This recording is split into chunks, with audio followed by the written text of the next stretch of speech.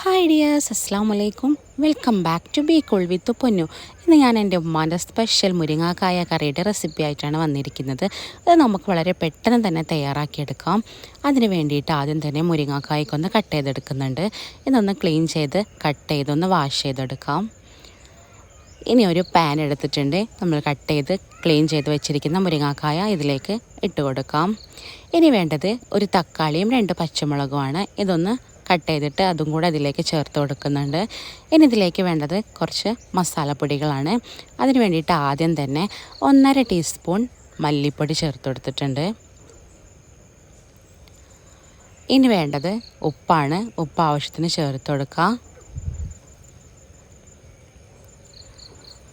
ഇനി വേണ്ടത് മുളക് പൊടിയാണ്. നിങ്ങളുടെ എരിവിന് ആവശ്യത്തിനുള്ള മുളക് പൊടി ചേർത്ത് കൊടുക്കാം. ഉമ്മ ഇവിടെ 1.5 ടീസ്പൂൺ മുളക് പൊടിയാണ് ചേർത്ത് കൊടുക്കുന്നത്. ഇനി വേണ്ടത് മഞ്ഞൾപ്പൊടിയാണ്. ഒരു 1/2 ടീസ്പൂൺ മഞ്ഞൾപ്പൊടിയും കൂടെ ചേർത്ത് കൊടുക്കാം. ഇനി ഇതെല്ലാം കൂടെ ഒന്ന് മിക്സ് ചെയ്തെടുക്കാം. എന്നിട്ട് ഇതിലേക്ക് ആവശ്യത്തിനുള്ള വെള്ളം കൂടെ ഒഴിച്ചിട്ടൊന്ന് മിക്സ് ചെയ്തിട്ട് ഒന്ന് അടച്ചു വെച്ചിട്ട് കുക്ക് ചെയ്തെടുക്കാം. ഈ ഒരു മുരിങ്ങാക്കായ കുക്കായി കിട്ടാൻ ആവശ്യത്തിനുള്ള വെള്ളമാണ് ചേർത്ത് കൊടുക്കേണ്ടത്. ഇനി ഇതിലേക്കൊരു അരപ്പ് വേണം. അതിന് വേണ്ടിയിട്ട് 1/2 കപ്പ് തേങ്ങയും അതിലേക്കൊരു 3 ചെറിയ ഉള്ളിയും കൂടെ ചേർത്തിട്ട് നല്ല ഫൈൻ പേസ്റ്റായിട്ട് തന്നെ അരച്ചെടുത്തിട്ടുണ്ട്. ഇത് നമുക്ക് മാറ്റി വെക്കാം. അപ്പോഴേക്ക് ഇതാ കറിയൊക്കെ ഒന്ന് തിളച്ച് വന്നിട്ടുണ്ട്. ഇത് നമ്മൾ ഇങ്ങനെ ഒരു പാനിൽ വെച്ചിട്ട് കുക്ക് ചെയ്തെടുക്കുമ്പോൾ തന്നെ കുക്കായി കിട്ടും. കാരണം മുരിങ്ങാക്കായ്ക്ക് അധികം വേവില്ലല്ലോ. ഇനി അതിലേക്ക് വേണ്ടത് പുളിവെള്ളമാണ്. പുളി നിർബന്ധമല്ല. പുളിയുടെ ടേസ്റ്റ് ഇഷ്ടമുള്ളവർക്ക് ചേർത്ത് കൊടുക്കാം. ഇവിടെ കുറച്ച് പുളിവെള്ളം ചേർത്ത് കൊടുക്കുന്നുണ്ട്. ഇനി ഇത് കുക്കായി വന്നതിന് ശേഷം അതിലേക്ക് നമ്മൾ അരച്ച് വെച്ചിരിക്കുന്ന ആ ഒരു അരപ്പ്, തേങ്ങയും ചെറിയുള്ളിയും കൂടെ അരച്ച് വെച്ചിട്ടുള്ളത് ചേർത്ത് കൊടുക്കാം. അത് ഒഴിച്ച് കൊടുത്തിട്ട് ഇനി നിങ്ങൾക്ക് കറിക്ക് എത്രയാണോ വെള്ളം ആവശ്യമായിട്ടുള്ളത് ആ ഒരു വെള്ളം മിക്സിയുടെ ജാറിലേക്ക് ഒഴിച്ചിട്ട് അതും കൂടെ ഒന്ന് ഈ ഒരു കറിയിലേക്ക് ഒഴിച്ച് കൊടുക്കാം. ഇനി ഇതൊന്ന് മിക്സ് ചെയ്തിട്ട് എല്ലാം കൂടെ ഒന്ന് മിക്സ് ചെയ്തിട്ട് ഒന്ന് തിളപ്പിച്ചെടുക്കണം. നല്ലപോലെ തിളച്ച് പോകരുത്.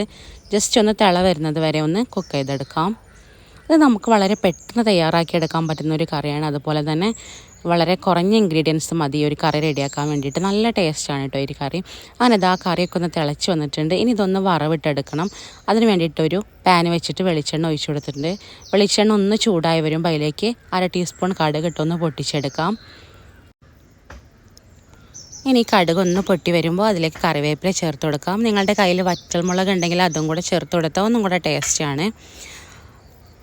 ഇനി കറിവേപ്പിലയും കൂടെ ചേർത്ത് കൊടുത്തിട്ട് ഇനി ഇതൊന്ന് കറിയിലേക്കൊന്ന് ഒഴിച്ചു കൊടുക്കാം.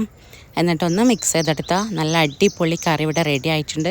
നമുക്ക് വളരെ കുറഞ്ഞ ഇൻഗ്രീഡിയൻസ് വെച്ചിട്ട് വളരെ പെട്ടെന്ന് തയ്യാറാക്കിയെടുക്കാൻ പറ്റുന്നൊരു കറിയാണ്. അപ്പോൾ എല്ലാവരും ഇതൊന്ന് ട്രൈ ചെയ്ത് നോക്കുക. വീഡിയോ കണ്ടുകൊണ്ടിരിക്കുമ്പോൾ നിങ്ങൾക്ക് ഇഷ്ടമാവുകയാണെങ്കിൽ ലൈക്ക് ചെയ്യുക, ഷെയർ ചെയ്യുക, സബ്സ്ക്രൈബ് ചെയ്യാതെ കാണുന്ന കൂട്ടുകാരുണ്ടെങ്കിൽ പ്ലീസ് ഒന്ന് സബ്സ്ക്രൈബ് ചെയ്തിട്ട് സപ്പോർട്ട് ചെയ്യുക. അപ്പോൾ ഇന്നത്തെ ഒരു വീഡിയോ എല്ലാവർക്കും ഇഷ്ടപ്പെട്ടിട്ടുണ്ടാവുമെന്ന് വിചാരിക്കുന്നു. ഇതൊന്ന് എല്ലാവരും ട്രൈ ചെയ്ത് നോക്കിയിട്ട് അഭിപ്രായം അറിയിക്കുക. അപ്പോൾ അടുത്ത വീഡിയോ ആയിട്ട് വരുന്നത് വരെ എല്ലാവർക്കും താങ്ക് യു.